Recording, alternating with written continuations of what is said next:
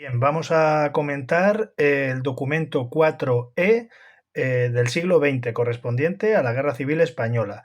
Bien, como siempre digo, este curso no sabemos las fuentes históricas que nos van a poner, pero sí sabemos los temas sobre los que van a tratar esas fuentes. Vale, y como veis aquí, pues con respecto al documento 4 del siglo XX, bueno, pues nos van a tratar va a estar relacionado con la dimensión internacional de la guerra civil, ¿vale? Que es además un tema obligatorio que tenéis que estudiar, ¿vale? Todos los documentos 4 del siglo XX nos van a hacer la misma pregunta que la tenéis aquí, ¿de acuerdo? Bien, la tenéis aquí. Nos dice que señala y contextualiza las ideas fundamentales del texto o de la imagen, ¿vale? Ya sabéis que esos son los pasos: 1, la clasificación; 2, el análisis; y 3, el contexto histórico, ¿vale? Se señala sería la clasificación, las ideas fundamentales sería el paso número 2, el análisis, y el contextualiza sería el paso número 3. Bien, a partir de ahí tendríamos el paso número 4, que es, tendríamos que explicar la dimensión internacional de la guerra civil y explicar la intervención extranjera en el desencadenamiento del desarrollo de la guerra. Bien, ese es un punto que tenéis al comienzo de vuestro bloque 8, segunda parte, donde pone dimensión internacional del conflicto. Son 2 páginas que tenéis que meter. Es muy importante sobre todo la primera página. La segunda la podéis resumir, ¿de acuerdo? Vale, he elegido para analizar en esta ocasión estas dos imágenes, ¿vale?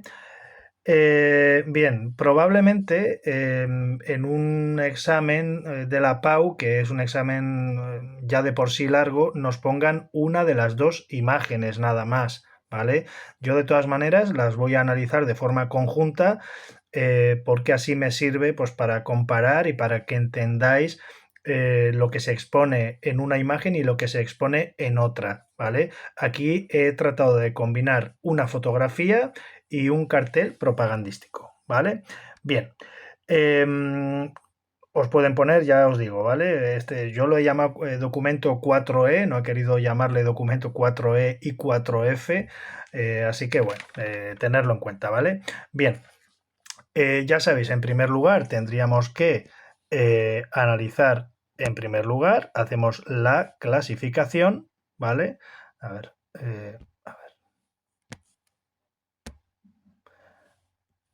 vale, como siempre, en primer lugar hay que poner la clasificación, ¿vale? Y dentro de la clasificación ya sabéis que tenéis pues un montón de ítems, ¿vale?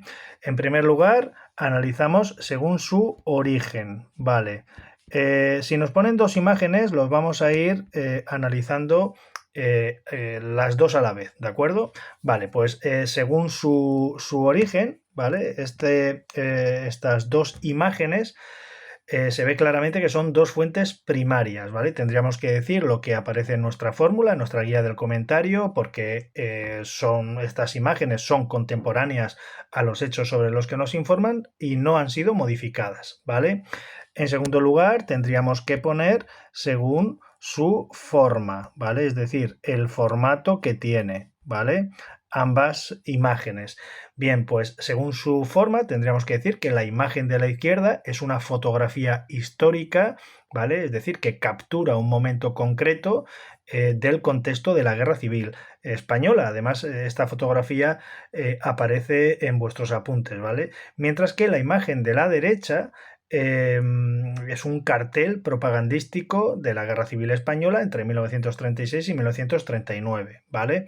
Bien, ese cartel propagandístico, ¿vale? Que lo tenéis ahí, bueno, pues transmite un mensaje muy concreto y va dirigido a un público determinado, un público muy concreto. Es sencillo y es directo, tiene símbolos, tiene gestos muy concretos que tendremos que fijarnos, colores determinados, ¿vale? Bueno, ambas imágenes son un medio de propaganda, ¿vale? Tanto la fotografía como el cartel propagandístico son un medio de propaganda y un medio de adoctrinamiento, ¿vale? El adoctrinamiento y la propaganda siempre van a estar unidos, ¿de acuerdo? porque manipula la realidad en función de los intereses de quien emite estas imágenes. Por lo tanto, su información es subjetiva. Luego me pararé a explicar qué es lo que ocurre en la fotografía de la izquierda, ¿vale? Porque aquí sí que hay que matizar una cosa. Vale. Siguiendo nuestro esquema, pues tendríamos que poner según su contenido, ¿vale? Según el contenido de estas imágenes, según el contenido de estas imágenes, pues eminentemente es un contenido político porque guardan relación con las distintas ideologías políticas que entraron en confrontación en la época de la Guerra Civil, ¿vale? Bien, luego tendríamos que hablar de los autores, ¿vale? De los autores, ¿vale? De los autores. Vale, con respecto a los autores, sí que aparecen aquí, ¿vale? Nos lo dan. Por lo tanto, el autor de la fotografía de la izquierda lo tenéis ahí, incluso nos dicen cuándo se ha hecho esa fotografía. Pues es el periodista soviético Mikhail Koltsov, ¿vale? Mikhail Koltsov sabemos que era un auténtico hombre de Stalin, ¿vale? Digamos que estuvo en la retaguardia republicana, que estuvo trabajando allí. Sabemos que trabajaba para el diario Pravda, ¿vale? El diario Pravda se escribe así, ¿vale? Se escribe así, vale, el diario Pravda. Que era un instrumento de propaganda del Partido Comunista de la Unión Soviética. Sabemos que fue enviado a España como corresponsal de este periódico. Sin embargo, también no solo actuó como corresponsal, sino que también actuó como representante oficioso no oficial, ¿no? De la Unión Soviética, que sabemos también que mantuvo contacto con dirigentes republicanos y que participó en operaciones de control político, ¿vale? Es decir, por ejemplo, contra anarquistas, contra comunistas trotskistas, ¿no? Porque dentro de la República, como sabéis, había pues enfrentamientos internos, al igual que dentro del bando nacional. Vale. Cuando él regresa a la Unión Soviética es detenido y acusado de traidor, ¿vale? Él va a regresar a finales de 1938, principios de 1939, va a ser acusado de traidor y va a ser ejecutado en esas grandes purgas que va a hacer Stalin en 1940. Parece ser que él comenzó a criticar el sistema, digamos, stalinista y bueno, pues lo cogieron y lo ejecutaron. El autor del cartel propagandístico, es decir, lo que tenemos a la derecha, es anónimo, nos lo dice la propia imagen, sí que nos da un año, 1939, pero sí que os puedo decir que algunos investigadores lo han atribuido a un tal Teodoro Delgado. Bien, Teodoro Delgado sabemos que fue un pintor, ilustrador y cartelista que estudió en la Escuela de Bellas Artes de Madrid y formó parte del Departamento de Plásticas de la Delegación del Estado para Prensa y Propaganda, lo que se conoce como el famoso DEPP, ¿vale? Es decir, sería la dirección, la delegación del Estado para prensa y propaganda. Sabemos que en los años 40 su carrera dio un giro y trabajó para la Dirección General de Turismo y bueno, pues para comenzar a crear una imagen idílica de España y atraer visitantes, bueno, pues una vez terminada la Guerra Civil. Sabemos que fue realizado en 1939, además nos dan la fecha, la propia fuente, porque el cartel original, este no, sí que lleva el sello de la Delegación del Estado para Prensa y Propaganda, que fue un organismo creado pues en esa fecha, ¿vale? Y bueno, pues este cartel propagandístico aparece publicado en el tomo 7 de Carteles de la Guerra Civil Española por ediciones Urbión S.A., Sociedad Anónima, publicado en 1980, ese volumen, el volumen 7. Debemos diferenciar el destinatario de ambas imágenes, ¿vale? Cuando hagamos el destinatario, ¿vale? El destinatario tenemos que diferenciar, ¿vale? Por eso os he puesto las dos imágenes para analizarlas conjuntamente, ¿vale? La imagen de la izquierda va dirigida a los partidarios republicanos y a la comunidad internacional, mientras que la imagen de la derecha pues, va destinada a los partidarios del bando nacional franquista y también a la opinión pública de la Alemania nazi y la Italia fascista, ¿vale? La intención o la intencionalidad, que a veces lo digo y otras veces no, intencionalidad, bueno, pues la intencionalidad aquí pues sí que es importante tenerlo en cuenta porque la intención de ambas imágenes es el adoctrinamiento y la propaganda de las diversas ideologías enfrentadas en el contexto de la guerra civil, ¿vale? Bien, en segundo lugar, bueno, pues hay que hablar de el análisis, ¿vale? El análisis. Esta sería la parte, como ya sabéis, la parte más importante del comentario porque vale un punto. La pregunta asociada también vale otro punto. Bien.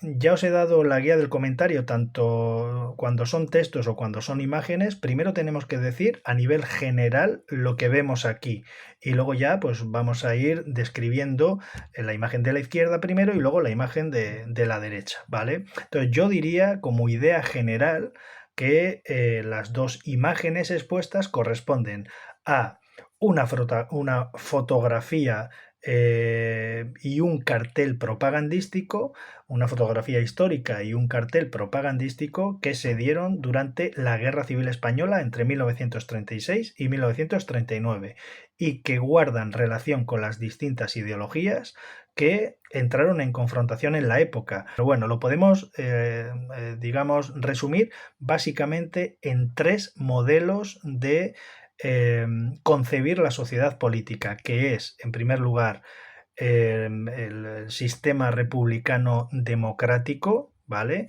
Es decir, la democracia, tal y como la entendemos hoy ahora, había que hacer profundas reformas para ir hacia esa transición, ¿no? Del liberalismo hacia la democracia. La Segunda República no pudo llevar a término todas esas reformas y digamos, la sociedad más conservadora, la parte más conservadora de la sociedad, vamos, de la sociedad, del ejército, de la iglesia, etcétera, pues no soportaron esa presión de esas reformas y por eso estalla esa guerra civil, ¿no?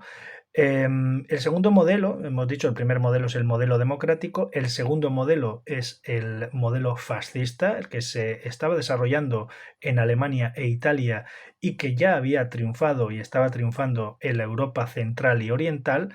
Y también habría que hablar de otro modelo, un modelo revolucionario, que es el modelo comunista y anarquista que en 1917, bueno, pues se había establecido en Rusia, creando posteriormente la Unión Soviética, ¿vale?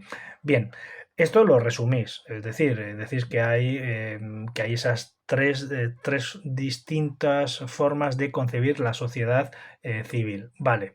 Si nos centramos en la fotografía de la izquierda, ¿vale? Es una fotografía muy, muy famosa, ¿vale? Yo lo enumeraría o lo enunciaría de la siguiente manera. Diría que la fotografía del bando republicano, y pondría entre paréntesis izquierda, conocida como Sitio de Madrid durante la Guerra Civil, sí que es verdad que parte de una realidad objetiva, es decir, refleja un hecho histórico, lo estamos viendo y además lo hemos estudiado, refleja el asedio militar a Madrid en 1936. Pero hemos de decir que esta imagen o esta fotografía, no la imagen, sino la fotografía es subjetiva porque la finalidad de esta fotografía es política. Es decir, la cámara elige este encuadre, ¿vale? Para convertir un trozo de tela en un símbolo de la resistencia y para unificar esa resistencia. Es decir, la cámara se centra aquí en este, en esta zona de aquí con ese logo que vamos a leer, con esa proclama, ¿no?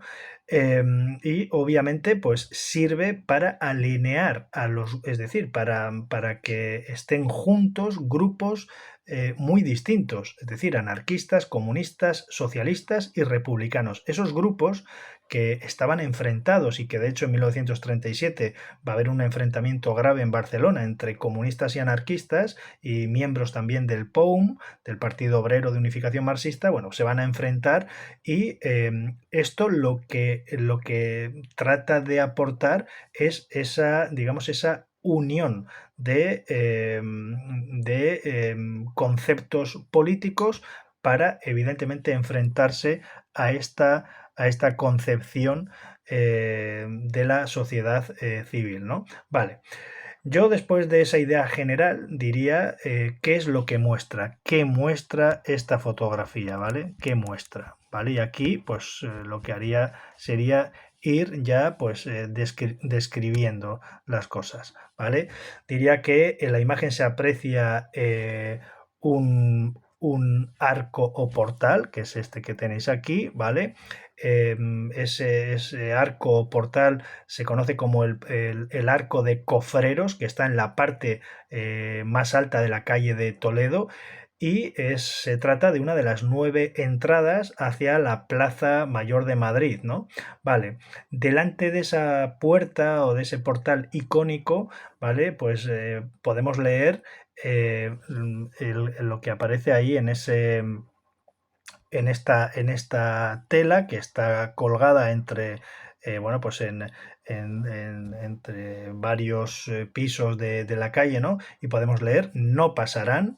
Y el fascismo quiere conquistar Madrid, Madrid será la tumba del fascismo. Y luego aparece aquí algo que no suelen reparar muchos analistas, que es, ahí aparece Radio 6. Eso tenerlo en cuenta porque lo voy a analizar a continuación. Bien, es importante la palabra sitio, es decir, el propio título que nos ha dicho, que he dicho antes, ¿no? El sitio de Madrid durante la Guerra Civil, como se llama esta imagen, pues la propia palabra sitio, que además, digamos, hace referencia a esa fase, ¿no?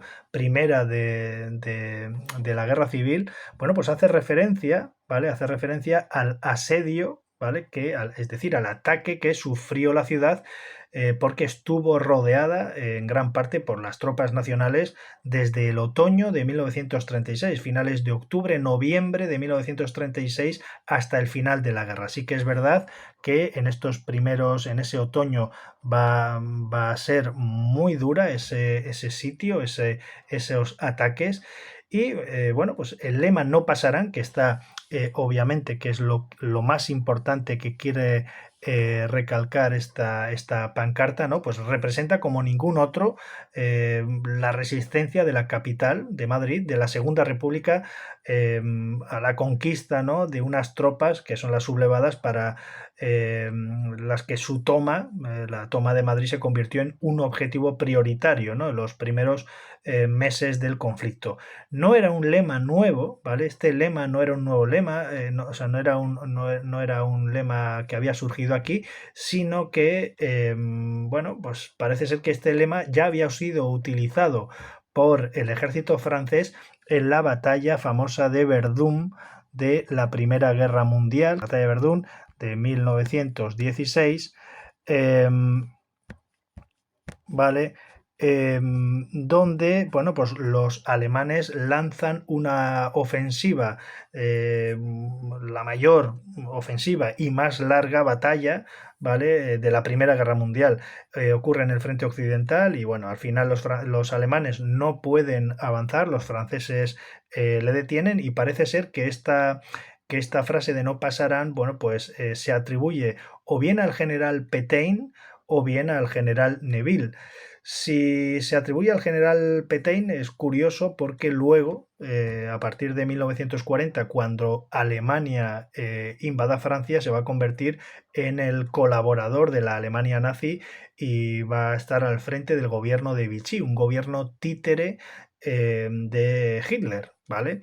Y es curioso porque Franco, que era amigo de Petain, se habían conocido en el desembarco de Alucemas, bueno, pues se encuentra con ese no pasarán que había sido acuñado por el propio Petain, ¿no? Bueno, en este mismo lema de no pasarán, y esto sí que es importante, lo va a retomar, no sabemos si lo conocía, probablemente sí, ¿vale? Lo va a retomar Dolores Ibarruri, ¿vale? Este personaje sí es muy importante dentro de la Guerra Civil Española. Dolores Ibarruri, conocida como la Pasionaria, ¿vale? Dolores Ibarruri, conocida como la Pasionaria, que era líder del Partido Comunista de España, parece ser que esa frase la utiliza en un famoso discurso que estuvo radiado el 19 de julio de 1936, es decir, nada más dar el golpe, ¿no? Y sirvió para arengar a los defensores de la ciudad y a la población civil que padeció hambre, privaciones, bombardeos aéreos y, bueno, pues les animó a resistir, ¿no? En la misma línea van, bueno, pues el resto de lemas que aparecen en el cartel fotografiado, ¿no?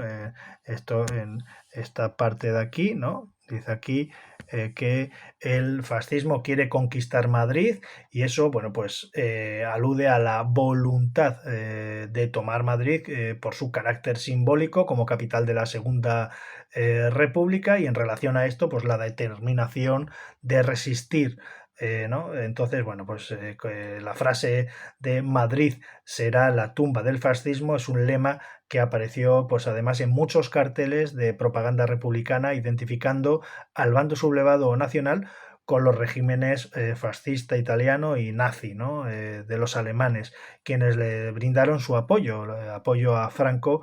eh, Solamente 10 días después del golpe ya Franco contaba con esa ayuda, ¿no?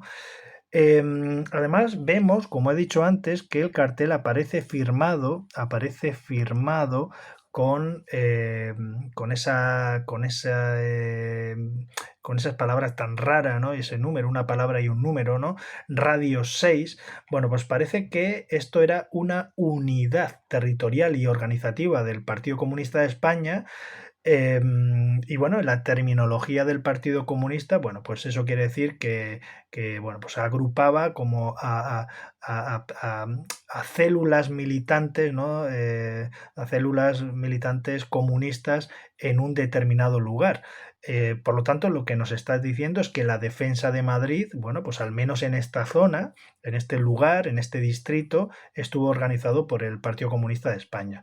Más allá de esto, bueno, pues lo que nos muestra esta fotografía, lo que nos muestra esta fotografía, pues nos muestra el día a día de la capital sitiada, ¿no? En jornadas pues, de una fuerte movilización política en un lugar tan céntrico como es la entrada a la Plaza Mayor. Una imagen muy distinta a la de la zona turística de hoy en día, ¿no?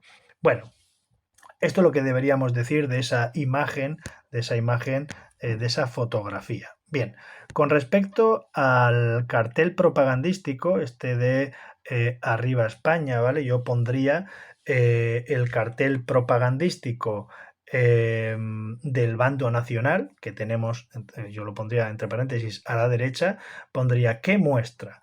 Bueno, pues lo que muestra son españoles y vemos soldados, aunque aquí no podemos apreciarlo, pero probablemente detrás de esta imagen haya obviamente soldados, pero sí vemos campesinos, vemos obreros, ¿vale? Vemos obreros, vemos mujeres, ¿vale?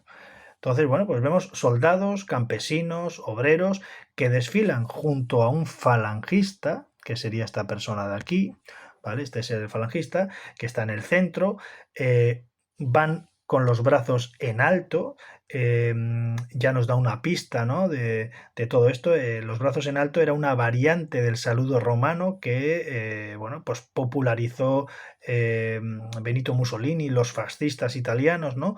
Bajo el lema, como vemos aquí, de Arriba España. Es importante este nuevo grito, este nuevo saludo, ¿no? Este nuevo saludo de Arriba España, porque bueno, es un nuevo grito ritual patriótico que fue utilizado por Falange Española ya desde su fundación en 1933 y que se extendería durante toda la dictadura de Franco y que sustituiría al tradicional Viva España que se había utilizado hasta esos momentos, ¿no? Bueno, pues parece ser que esta gente avanzan voluntariamente, ¿vale? Para defender su visión. Ya hemos hablado antes de los 3 modelos que hay en los años 30 en toda Europa, para defender su visión de España, luchar y ganar la guerra. Vale. Ahora ya, una vez ya hemos dicho más o menos la imagen general o la idea general que podemos ver aquí, pues yo me centraría ya en los personajes y en lo que podamos extraer poco a poco. Yo en primer lugar diría que parece ser que es el falangista con el fusil el que dirige la movilización. Es decir, es este que está aquí, va con su fusil y bueno, aparece representado más grande y aparece representado en el centro, ¿no? Entonces es el que dirige esta movilización, además es el partido único, ¿no? Este de la Falange Española, aunque vamos a ver cómo posteriormente se van a unir, va a haber un decreto de unificación de todas las fuerzas sublevadas en Falange Española tradicionalista y de las juntas ofensivas nacional sindicalista. Bueno, pues la cosa es que este dirige la movilización y yo pondría 2 puntos y explicaría un poco esto, ¿no? Explicaría que trata de transmitir una imagen populista, ¿vale? Que intentaba recrear la propia falange, ¿no? Española y que se caracteriza pues por lo que vemos en la imagen, camaradería, bueno, pues compañerismo, ¿no? Se ve también la camisa azul del uniforme, que es un uso testimonial de una prenda obrera, es decir, quieren empatizar con los obreras, los camisas azules falangistas. También vemos la bandera revolucionaria roja y negra, que aquí no se aprecia, pero tenemos que saber que la bandera revolucionaria de Falange Española es roja y negra, aparece analizado en las fotografías del documento, creo que es el 4C, ¿vale? Que curiosamente tiene los mismos colores que la anarcosindicalista, ¿vale? Bueno, pues todo esto es muy propagandístico, ¿vale? Relacionado con esto, es decir, con toda esta camaradería, etcétera, bueno, pues vemos en la imagen, pues un obrero con un martillo, ¿vale? Este es el obrero, lo vemos con un martillo que lo lleva al hombro y que simboliza la adhesión de la clase obrera. Vemos a un campesino, que es la C de campesino, ¿vale? Que sí que parece que lleva aquí en la mano lleva el zacho, es decir, es una especie de azada pequeñita, ¿no? Y también, bueno, pues vemos que son 2 grupos populares que están apoyando esta forma, esta visión de la España franquista, ¿no? También vemos una madre, una madre con su hijo, ¿vale? Una madre con su hijo, ¿vale? En brazos, que pone pues, de relieve cuál es el papel de la mujer. Según el bando nacional, tiene que ser madre y responsable del hogar. Y bueno, pues ella encarna la adhesión a la España franquista de todas las familias españolas en general, ¿vale?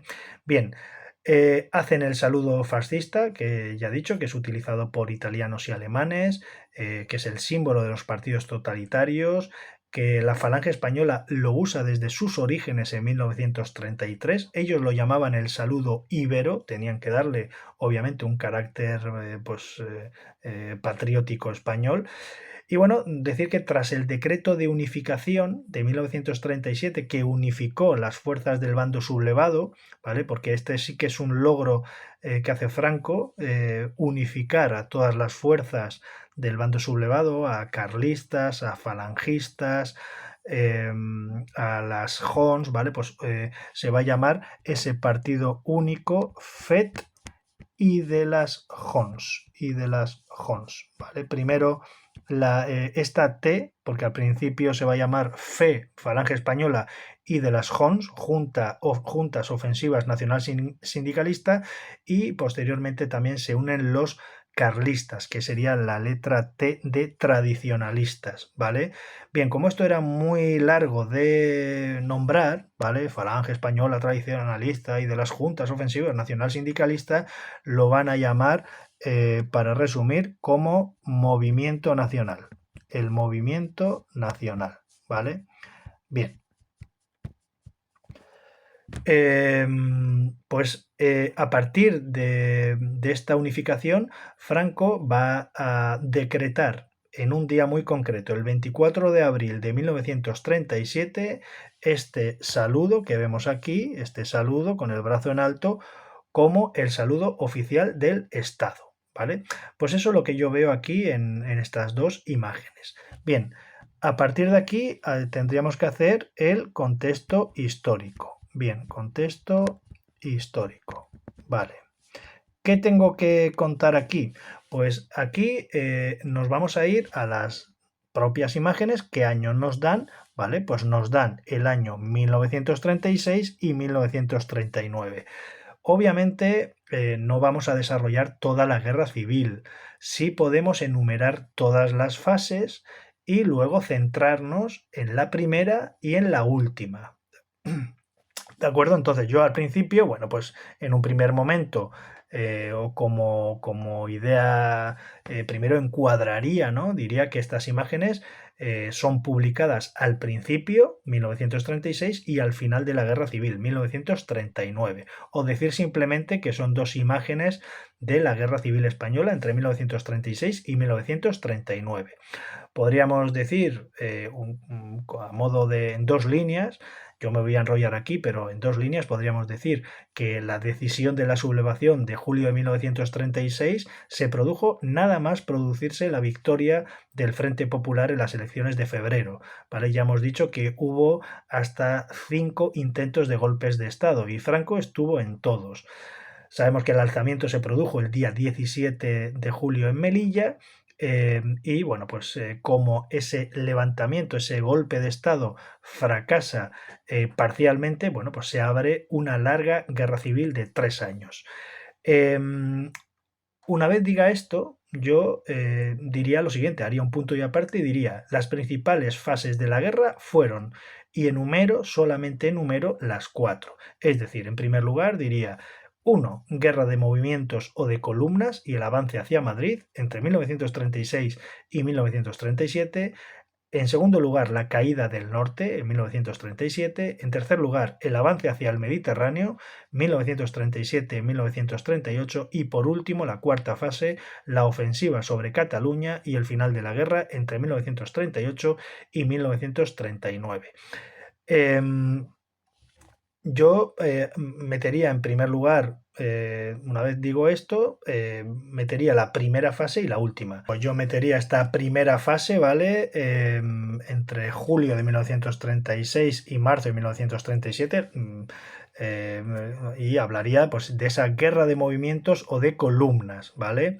Es decir, en esa primera fase hay que pasar el estrecho, hay que pasar el ejército de África a la península desde el norte de África, y lo van a hacer ese puente aéreo gracias a la ayuda de los aviones alemanes e italianos, ¿vale? En segundo lugar, bueno, pues van a controlar la zona de Andalucía, donde tenemos al general Queipo de Llano, y va a ser fundamental para iniciar el avance hacia el norte, porque el objetivo es ir hacia Madrid. En segundo lugar, pues van a ocupar Extremadura, ¿vale? Las columnas del teniente coronel Yagüe ocupan Badajoz, donde se produce esa gran matanza de Badajoz. Y bueno, pues el avance hacia Madrid, ¿vale? Se produce pues como en dos columnas. Primero, el general Mola pues va desde el norte, desde Salamanca, inicia su avance hacia Madrid, mientras que las tropas de Franco van desde el sur. Pero ya sabéis que antes de llegar a Madrid, él se desvía hacia Toledo para liberar el Alcázar porque los militares sublevados habían quedado sitiados, ¿vale? Eso fue un enorme triunfo propagandístico para Franco, ¿vale? Así que nada, retrasa la llegada a Madrid y bueno, va a ser importante porque los sitiados, es decir, las fuerzas republicanas, van a recibir ayuda soviética y la llegada de las brigadas internacionales. Entre ellos también vamos a tener la columna del anarcosindicalista de Buenaventura Durruti. Vale,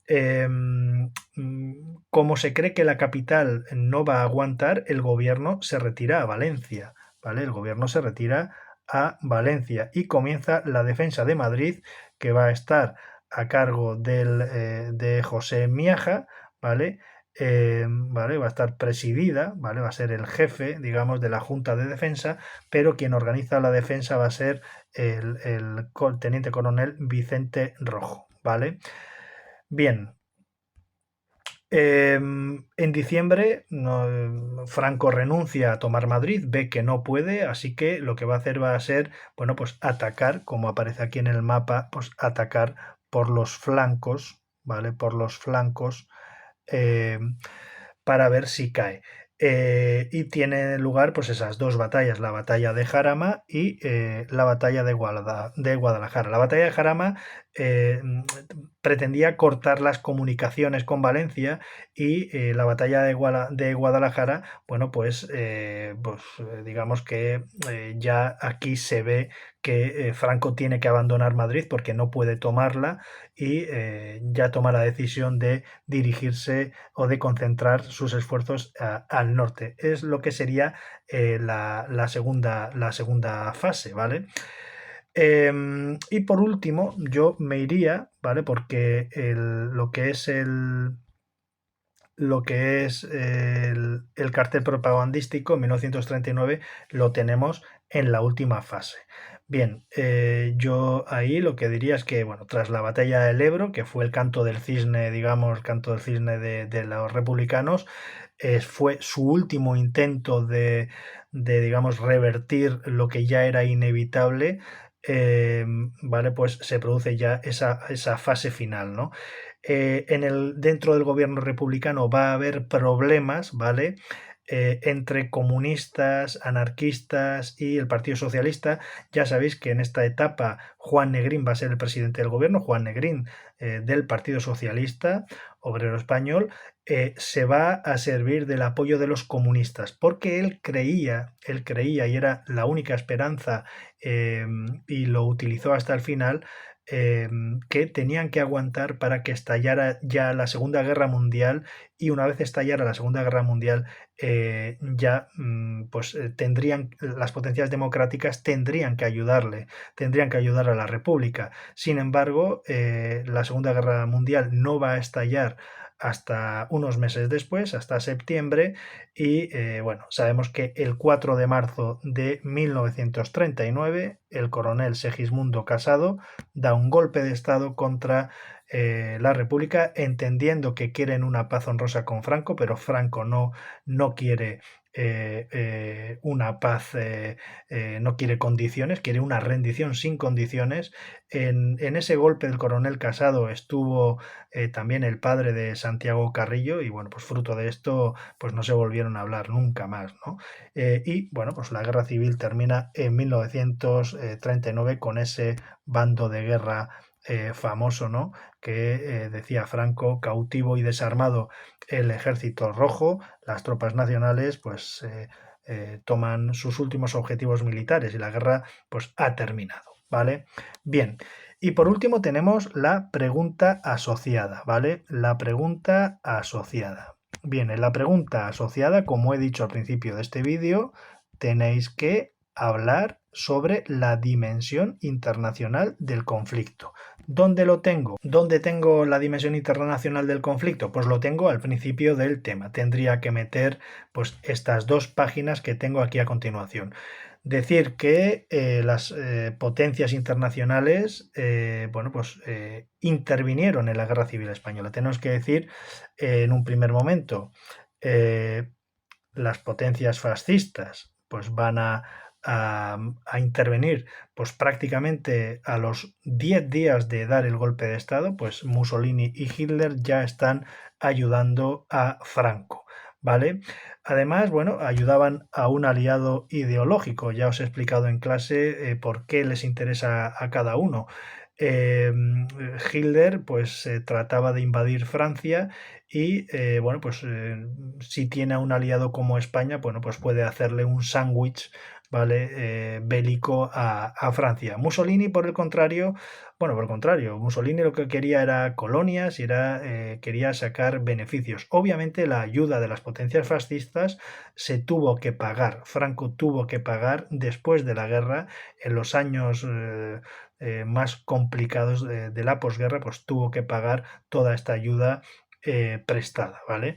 Portugal también va a jugar un papel fundamental porque Portugal va a ser pues el pasillo por el cual, bueno, pues Franco podrá ir hacia el norte, habituallarse y pues rearmarse, y toda la ayuda logística la consigue de Portugal, ¿vale? Bien, eh, la Unión Soviética, ¿vale? La Unión Soviética va a apoyar eh, a la Segunda República.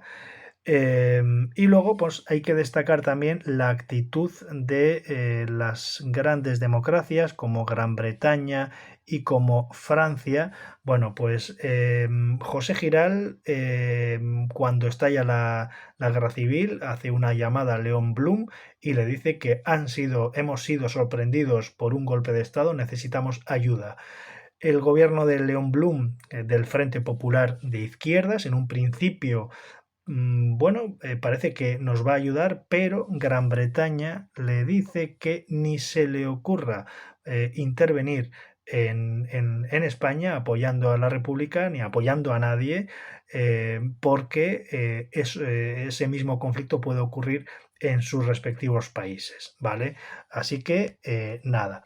Por su parte, Estados Unidos, ¿vale? Estados Unidos, por su parte, a pesar de que ellos van a firmar no intervenir, el presidente Roosevelt, ¿vale? Pues miraba para otro lado, el gobierno de Roosevelt miraba para otro lado y le vendía petróleo a Franco y a los nacionales, ¿vale?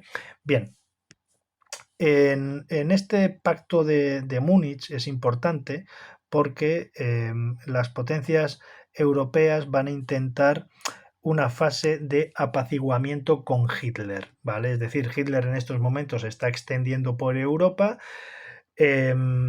Si ese pacto de Múnich hubiera sido duro, ¿vale? Estamos en 1938 y hubiera estallado la Segunda Guerra Mundial aquí, porque Hitler pues hubiera hecho lo que le diera la gana, pero las potencias democráticas hubieran presionado más, pues la Guerra Civil Española, a la altura del año 1938, las potencias democráticas tendrían que apoyar al bando republicano, porque el conflicto sería ya global, ¿vale? Sin embargo, con esa política de apaciguamiento de las potencias democráticas, lo voy a decir burdamente, pero para que lo entendáis, las potencias democráticas se bajaron los pantalones y permitieron que Hitler tomara los Sudetes checos, ¿vale? De tal manera que, no estalla la Segunda Guerra Mundial, que estallaría más tarde, ¿no?